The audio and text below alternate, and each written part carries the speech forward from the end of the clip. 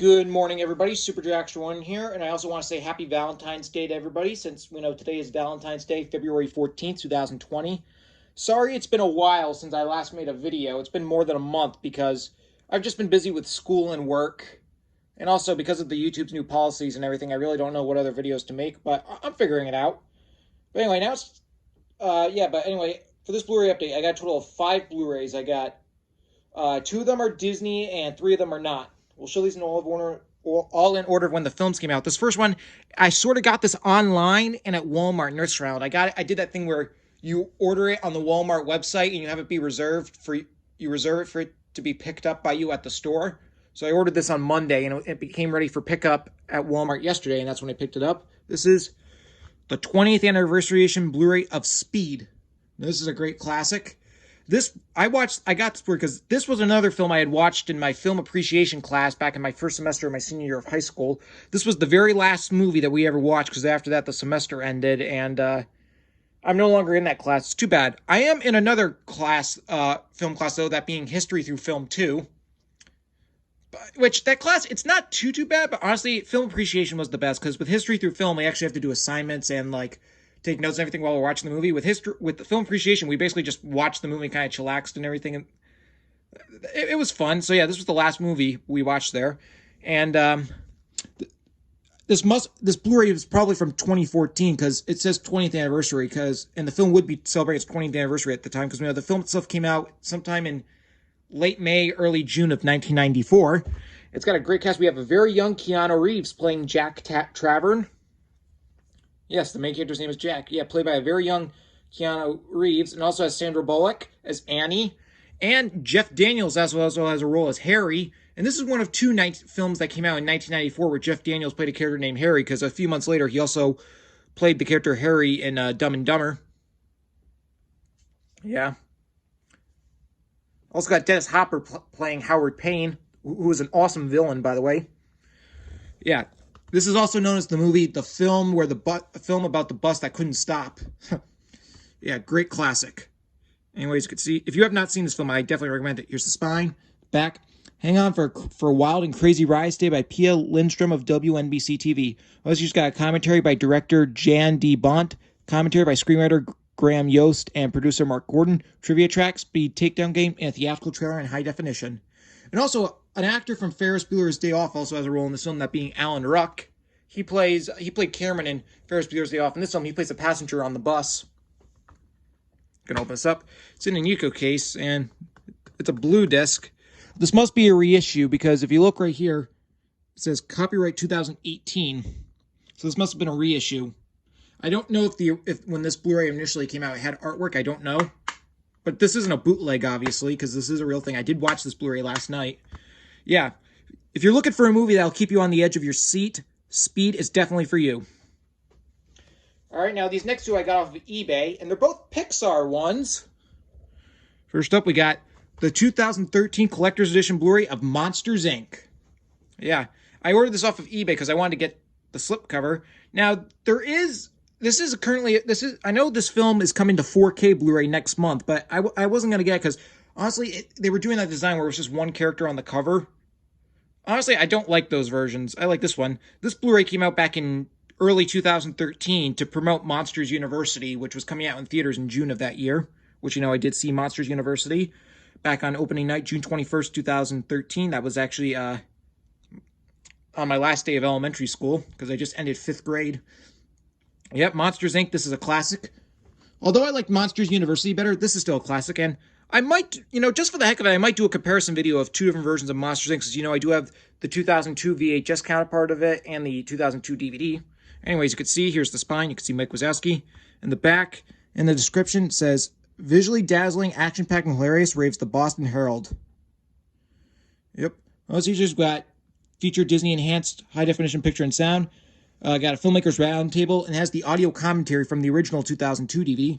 It has 2 short films. It's got 3 short films. It's at the 2000 short film For the Birds, which was shown in theaters attached to this film when it initially came out back in 2001. It was also attached to the film in theaters again for the 3D re-release of it back in December of 2012, which I actually did see that. It also has the short film Mike's New Car, which was available on its home video release back in 2002. It also has the Toy Story Toons short film Partysaurus Rex, which was the third Toy Story Toons short. That was shown in theaters attached to the 3D re-release of Finding Nemo, which I did also see that. And this too has bonus features, Roz's 100-door challenge game, Pixar's Fun Factory Tour, Banished Concepts, and much, much more. And then disc 3 has the DVD, which is the audio commentary, which was the reissue DVD. Yeah. Glad I finally now have Monsters, Inc. on Blu-ray.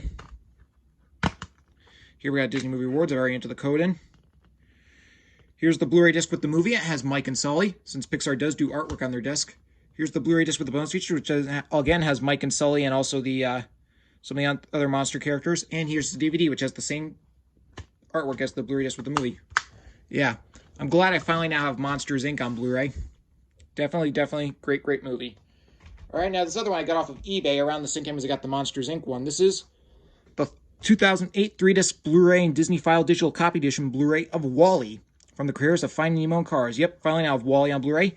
I got this nice slipcover. And because of that, I only have one more Pixar film to get on Blu-ray, and then I'll finally complete my Pixar Blu-ray collection. The only Pixar film I need to get on Blu-ray is Up. After that, I will have all the Pixar films on Blu-ray. I'm going to try and get it as soon as I can, because I'm trying to get it by the end of the month, because then I'll do a Pixar Blu-ray collection in honor of Pixar's new film Onward coming out, which is coming out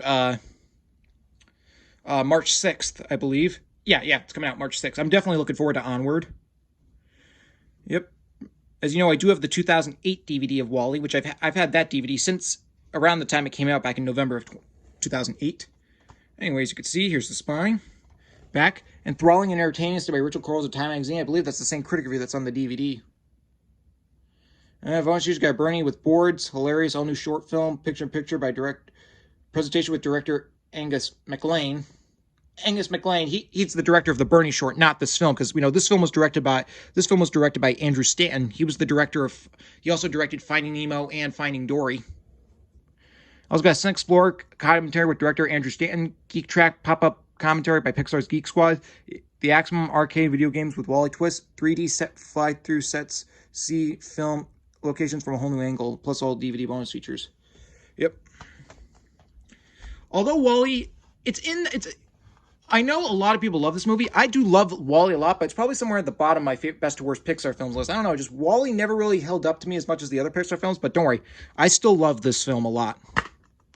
Fortunately, there's no inserts, though, since this is a used one, but hey, that's okay. Here's the Blu-ray disc with the movie. It has WALL-E and Eve. Here's the Blu-ray disc with bonus features. It has a couple more of the robots and Disney File digital copy. This is another one of the very few Disney digital copy discs to have artwork.